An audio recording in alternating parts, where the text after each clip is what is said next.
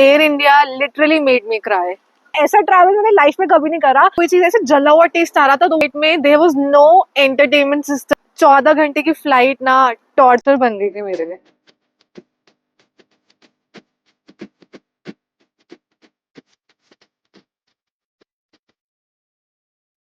Hi guys, welcome back to my channel Sang Stories. I hope you all are doing good.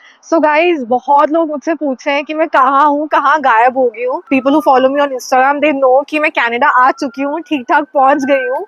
लेकिन YouTube में जो follow कर रहे हैं उनको बड़ा लग रहा है यार मैं कहाँ गायब हो गई हूँ, वीडियोस भी नहीं डाल रही हूँ। तो इंडिया से मैं वापस आ चुकी हूँ कनाडा। नज़ारा देखकर आपको पता चल ही रहा होगा ब्यूटीफुल सा कि मैं टोरंटो में हूँ। बीच में मैंने ब्रेक ले लिया था बट अब वापस से व्लॉग करना स्टार्ट कर दिए। आपको वापस से मिलेंगी मेरी वीडियोस, प्लीज देखना अच्छे से, लाइक करना, शेयर करना, सब्सक्राइब करना। आज की जो वीडियो का टॉपिक होने वाला है वो है my journey from Delhi to Toronto. क्या ही जर्नी थी। मैंने अपनी पूरी लाइफ में जितनी बार भी ट्रैवल करा है ना, ऐसा ट्रैवल मैंने लाइफ में कभी नहीं करा। So I flew with Air India from Delhi to Toronto और 14 घंटे की फ्लाइट है। काफी लोगों को पता ही होगा एयर इंडिया की डायरेक्ट फ्लाइट होती है दिल्ली से टोरंटो की 14 घंटे की।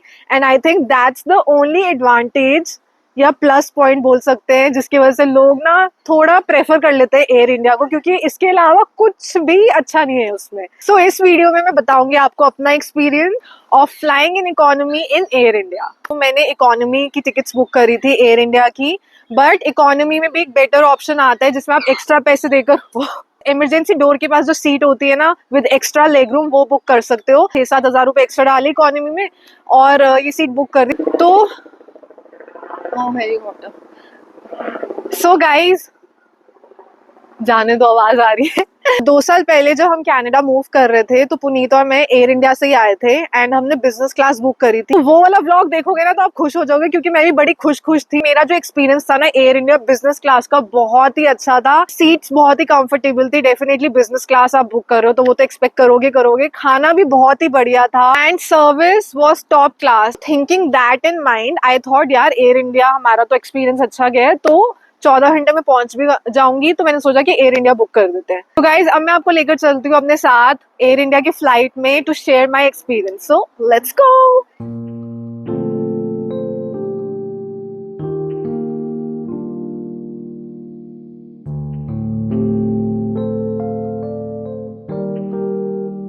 सो गाइज मैंने अपना चेक इन सिक्योरिटी सब कर ली है और मुझे थोड़ी सी भूख लग रही थी तो मैंने कहा जाने से पहले, अपना देश छोड़ने से पहले KFC के हॉट विंग्स खा लूँ, क्योंकि वहाँ तो KFC के हॉट विंग्स मिलते नहीं है।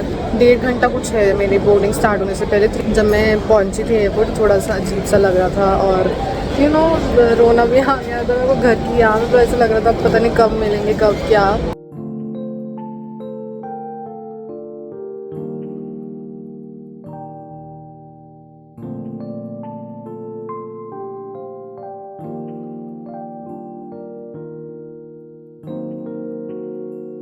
And economic class passenger seat number 45 to 52 only. Economic class passenger. सो ये वाली जो मैंने सीट ली है इमरजेंसी डोर के बिल्कुल सामने है। तो द बेस्ट थिंग अबाउट ये वाली सीट ये है कि यार देखो लेग स्पेस कितनी सही मिल रही है यहाँ पे।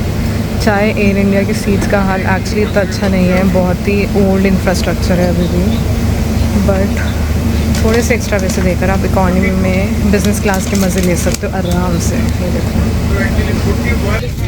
अभी तक मेरे साथ में कोई नहीं आया है बट अभी बोर्डिंग चल रही है।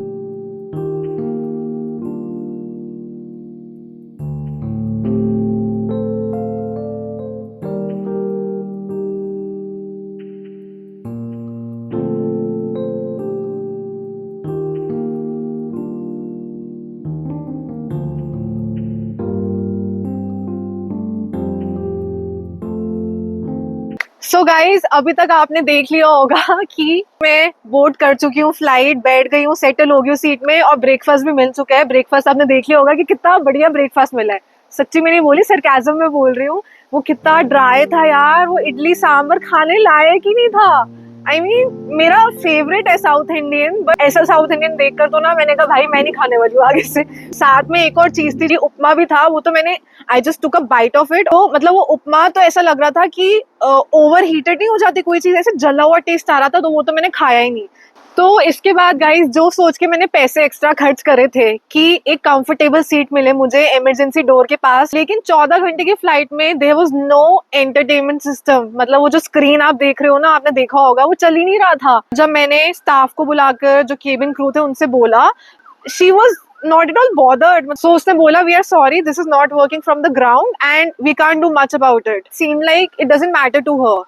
मतलब ऐसा था कि आपने जाना है तो चलो, नहीं तो मतलब आप, आपकी मर्जी, आपको जो करना है। तो ये तो स्क्रीन का मतलब मुझे लग रहा था पूरा 14 घंटे में कैसे निकालूंगी, टॉर्चर हो जाएगा यार। कोई मूवी नहीं, और मैं कुछ डाउनलोड कर भी नहीं लाई थी कि जनरली मैं डाउनलोड नहीं करती, मुझे हैबिट नहीं, मैं एंटरटेनमेंट स्क्रीन में कुछ ना कुछ मूवी लगा के टाइम पास कर लेती हूँ अपना, ठीक है। And then I was travelling alone, तो अकेले अगर आप ट्रैवल कर रहे हो तो यार थोड़ा और वो हो जाता है ना कि किससे बात करो, क्या करो। Now coming to my seat, seat का हाल था बहुत ही बुरा। मतलब इतना पुराना सा लग रहा था सब कुछ, स्मेल आ रही थी अजीब सी।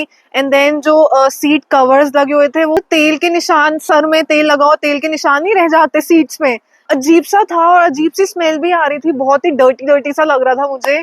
बस एक ही अच्छी चीज थी, एक ही मुझे लग रहा है जो जैकपॉट लगा मेरा, जो वो भी मैंने एक्स्ट्रा पैसे दिए, आगे बहुत स्पेस थी। लेकिन उसका भी एक डिसएडवांटेज है गाइज कि मेरे सामने क्योंकि स्पेस थी, मैं सो के जब भी ऐसे आंख खुलती थी ना तो 5-6 लोग खड़े ही होते थे वहां पे। मतलब हो सकता है वो इकोनॉमी में ट्रैवल कर रहे होंगे, पीछे से आते होंगे, आगे से आते होंगे और खड़े हो जाते होंगे, आई अंडरस्टैंड। बट मतलब मेरे को ऐसे लग रहा था कि कोई प्राइवेट पर्सनल स्पेस ही नहीं है मेरी, क्योंकि जनरली लाइट्स ऑफ होती है तो आप थोड़ा रिलैक्स कर ले तो सो जाते हो। मेरे को लग रहा था मेरे को ऐसे फीलिंग आ रही थी कि कोई ना मुझे देख रहा है सोते हुए, तो बड़ा अजीब हो रहा था। This was my experience. अभी आगे भी देखो, अभी यहाँ खत्म नहीं हो गई।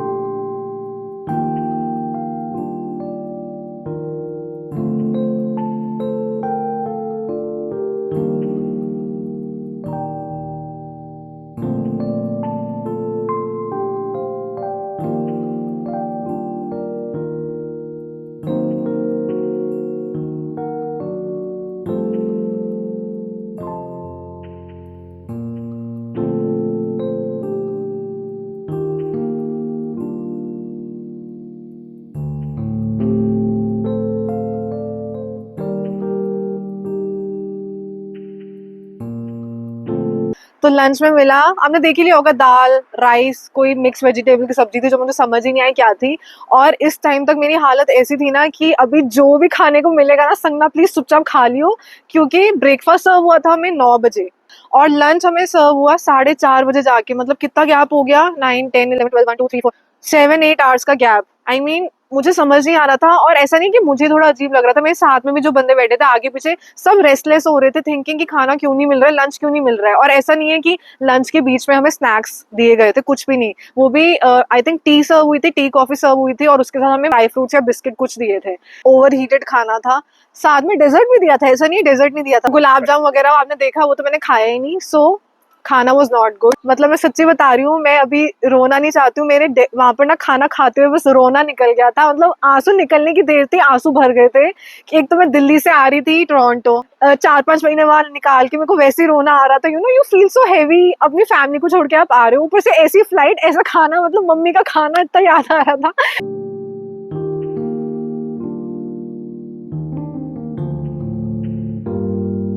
So guys, this was my experience with Air India, and मुझे बोलना ही पड़ेगा कि Air India literally made me cry. बहुत ही गंदा एक्सपीरियंस था। 14 घंटे की फ्लाइट ना टॉर्चर बन गई थी मेरे लिए। 2 साल पहले मैंने चीख चीख कर अपने ही व्लॉग में कहा था कि एयर इंडिया में ट्रैवल करो, what a service, what food, what experience. तो आज मैं सबको ये बताना चाहती हूँ कि do not travel in Air India. My experience was not at all good, it was a disaster.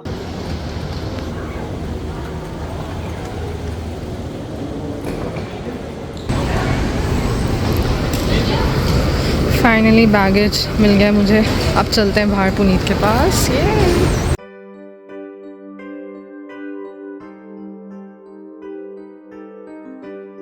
Welcome to Canada.